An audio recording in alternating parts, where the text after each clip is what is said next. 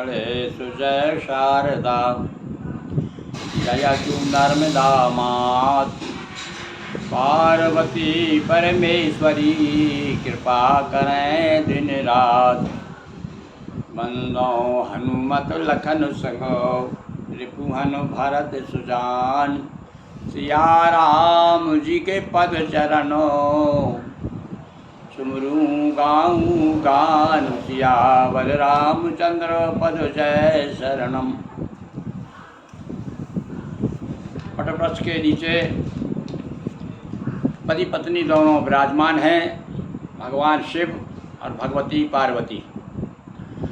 पार्वती बार बार प्रार्थना कर रही हैं, वंदन कर रही हैं, स्तुति कर रही हैं और क्या कहती हैं कि यद्यपि जोशता नहीं अधिकारी, यद्यपि स्त्री सुनने की अधिकारी नहीं है।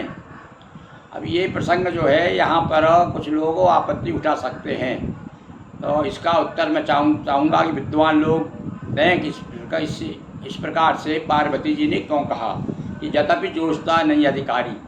यद्यपि ये अधिकारी नहीं है, सकता है कि अज्ञानता के कारण या गृहिणी जो है इतनी व्यस्त रहती कि उसे समय नहीं है भाई सत्संग करे, तो किंतु यहाँ तो ये कहती हैं कि दासी मनक्रम वचन तुम्हारी, ये दासी आपकी मनक्रम वचन से आपकी सेवा करती है। तो मतलब जो सेवा करती, मतलब कहना ये भी कहना चाहते हैं कि वही स्त्री अधिकारिणी है जो पति के अनुकूल चले, मन क्रम वचन से उसकी सेवा करे, तो वही अधिकारिणी है। यहाँ पर ये भी आशय हो सकता है गोस्वामी जी का। तो कूढ़ तत्व न साधु तो रावई, भारत अधिकारी जहाँ पावे। और भैया जिज्ञासा भी होना चाहिए, मन में उत्कंठा यदि है आपको जानने की कि ईश्वर क्या है, ब्रह्म क्या है, जगत क्या है, ये जिज्ञासा जब तक आपके मन में प्रबल नहीं होगी तब तक जो है सज्जन लोग, साधु लोग, महात्मा लोग, विद्वान लोग आपको बताएंगे नहीं। तो ये उनका कर्तव्य हो जाता है कि गूढ़ तत्व ना दोहरावहीं, जो गूढ़ तत्व है, जो महत्व की बात है, उसे सज्जन लोग, साधु लोग, महात्मा लोग दोहराते नहीं है, छिपाते नहीं। अति आरती पूछऊँ सुर राया, बहुत ही आर्तभाव से, दीनता से मैं पूछ रही हूँ, इसलिए रघुपति कथा कहो कर। अब वो रघुपति, जिस रघुपति ने मुझे बहुत चक्कर में डाल दिया था पूर्व जन्म में, उस रघुपति की कथा सुनाइए, तब मेरा भ्रम दूर होगा। अभी वो भ्रम दूर गया नहीं है। तो भैया ऐसे जन्म की जो है क्रिया प्रतिक्रियाएँ उस जन्म तक हमारा पीछा नहीं छोड़ती। तो ये भी सिद्ध होता है इससे। पार्वती जी कह रही कि भैया उस समय जो मैं चक्कर में थी, और जैसे आजकल हम 99 चक्कर में है ना, ऐसे ही पार्वती जी भगवान के चक्कर में आ गई थी। वो सोच रही थी कि अरे क्या हो गया भाई, मैं तो समझ रही थी साधारण राजा के पुरुष है, राजा का लड़का, एक मनुष्य जो है ईश्वर कैसे हो सकता है।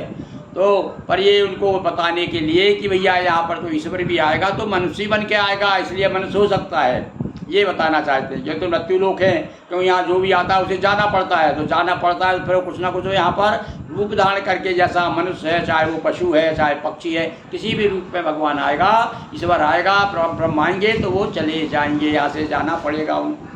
किंतु भैया उसके बाद भी जो है इस भ्रम का, इस शक को, इस संदेह को दूर करने के लिए ये कथा कही गई है। तो पार्वती के द्वारा कहलवाया गया।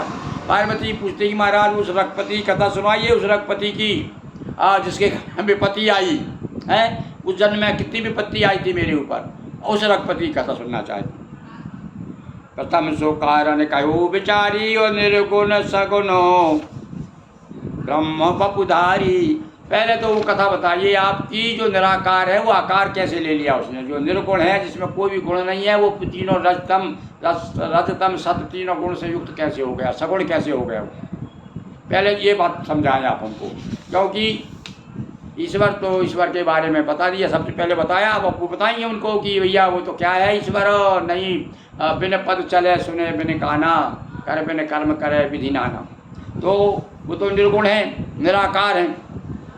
और पुनि प्रभु कहो राम अवतारा, बाल चरत पुनि कहो उदारा। संक्षेप में राम कथा कहलवा दी पार्वती के द्वारा। सब पहले तो ये बता दीजिए कि वो सगुण कैसे हुआ, मनुष्य कैसे बन गया, नारायण से नर कैसे हो गया, ये बताइए पहले, और उसके बाद में फिर राम का अवतार बताइए। जो उस रघुपति की बात मैं कर रही हूँ, रघुपति यानी राजा रघु के कुल में जिन्होंने जन्म लिया, उस राम की बात कर रही हूँ। वो राम नहीं जो घट घट में व्याप्त है, ये स्पष्ट हो गया इससे। अब वो कहो कथा जानकी विवाही, आगे फिर राम जी का विवाह होता है। बचपन बताइए, बचपन में क्या क्या किया उन्होंने।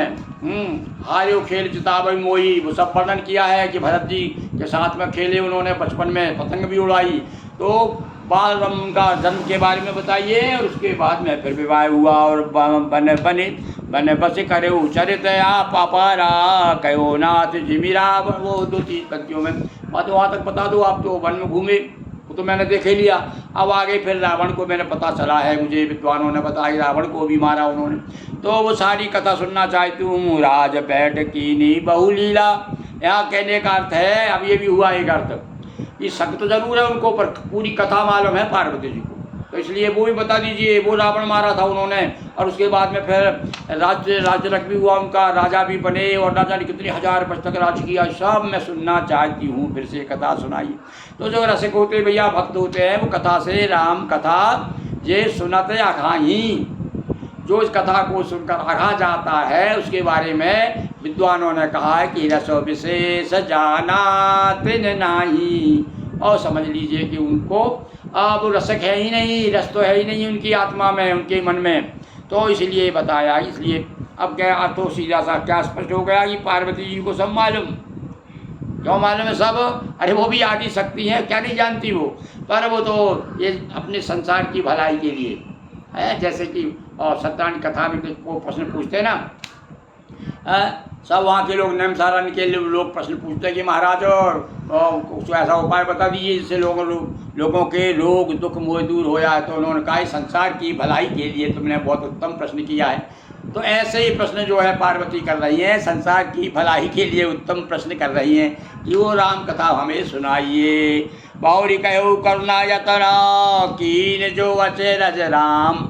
हाँ, अब वो आश्चर्य भी मालूम है पार्वती जी को। कौन सा आश्चर्य हो?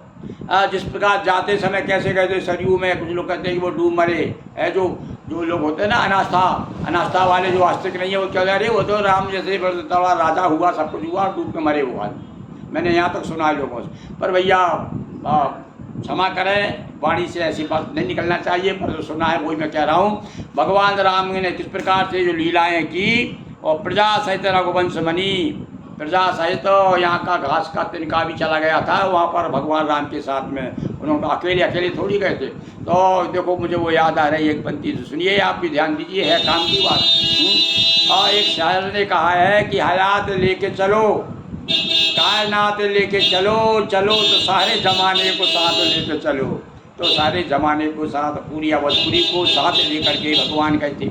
देखिए कितनी सटीक बात है, चलो तो सारे जमाने। तो आज भी हमें भी यही चरण करना चाहिए कि हमारी प्रगति के साथ साथ अन्य लोगों को भी साथ रखें, हमारी प्रसन्नता में उनको भी शामिल करें। इस प्रकार से जो आदमी जीता है, और वो कुछ ना कहीं तो राम का भक्त है ही, राम का अनुयायी है।